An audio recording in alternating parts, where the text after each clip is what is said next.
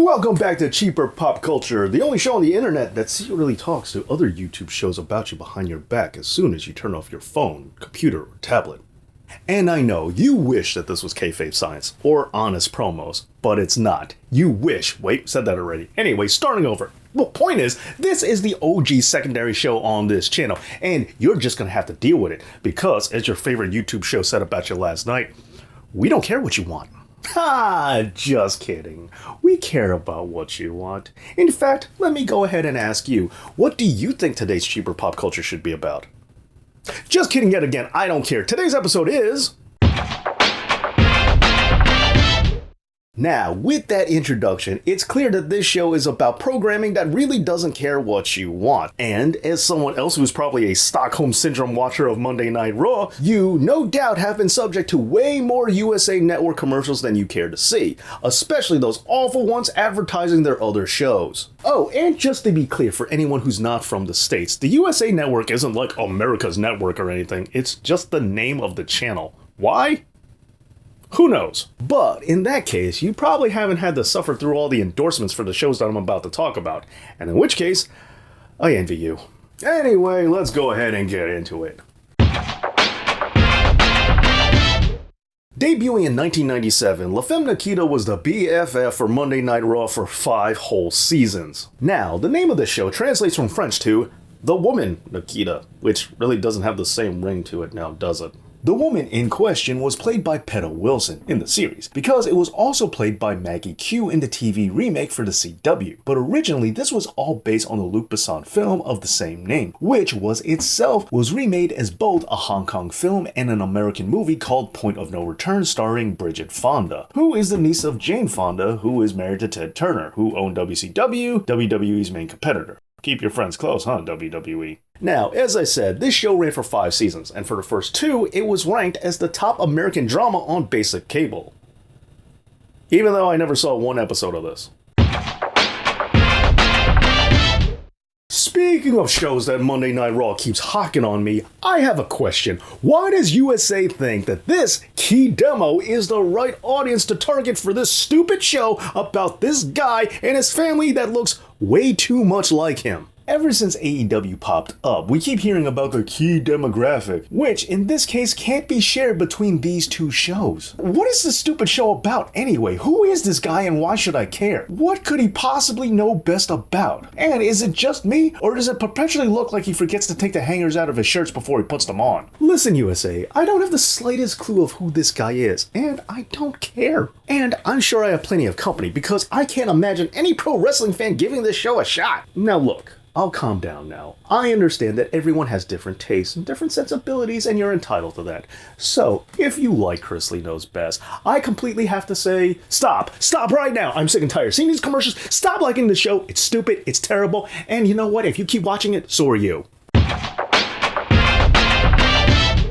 Don't remember Satisfaction? I don't blame you. It wasn't on TV for all that long, but if you ask me, 2 seasons is still way too long. Now, this show has one of the dumbest and most absurd concepts of any TV show I've ever heard of. Now, just like with every show on this list, I only know about it because of the commercials that played during Raw. But unlike La Femme Nikita or that Chrisley crap, Satisfaction told me their entire premise right on the ad of the show.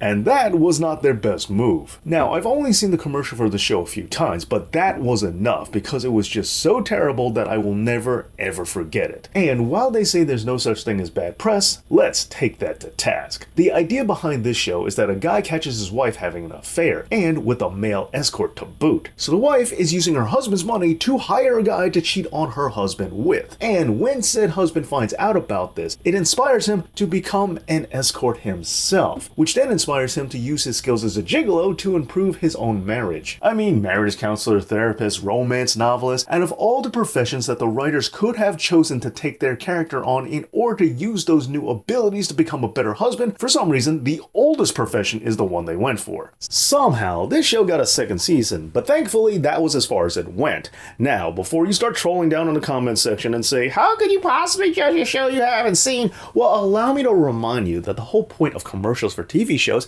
is to let you judge whether or not you want to watch them. That's kind of how the whole advertising thing works. Oh, and to be clear, this will be the only entry from what is officially known as USA's Blue Sky era, with shows like Monk, Psych, Burn Notice, Suits, and Mr. Robot all welcoming characters. And the reason being is that this is about shows that you only knew about because you watched wrestling. When it comes to the Blue Sky time, these shows were popular enough there's a shot you might have actually heard about them even if you weren't watching wrestling, which many people stopped doing somewhere around 2005 to 2016 anyway. Why are dog shows still a thing? Who wants to sit around and say, ooh, look at the unnatural eugenics I've created? Big deal. It's not like it takes any particular smarts or skills or talent to get a dog to mate with its own cousins or siblings. That's what a purebred is, by the way. Don't believe me? Look it up. Furthermore, allow me to point out that if you hold still long enough, a dog will hump your leg, so getting it to commit incest really isn't something you should be proud of, and it's also not something that you should preempt Monday Night Raw for. And if you're into this exhibition of doggy inbreeding, well, you're a sick person, by the way. But thankfully, after many years, WWE struck a new deal with USA where they wouldn't get preempted anymore for the stupid dog show. But of course, this happened after Monday Night Raw started to suck. If you experienced your Wonder Years around the same time as I did being a child of Hulkamania, then you probably remember this show as being all kinds of pseudo-porn that made you feel kind of funny in new and interesting ways. Only for that to be completely ruined as soon as wrestling came back on. After 2 seasons, the show moved on to the USA Network where it ran for another 6. 6? Wow! And since then, I'm pretty sure this is probably the first time you've heard someone bring it up in ages because, well, why would anybody want to talk about it? The show was about Miami-based detectives that solved sexy crimes. Wait, is that a real division of the police department?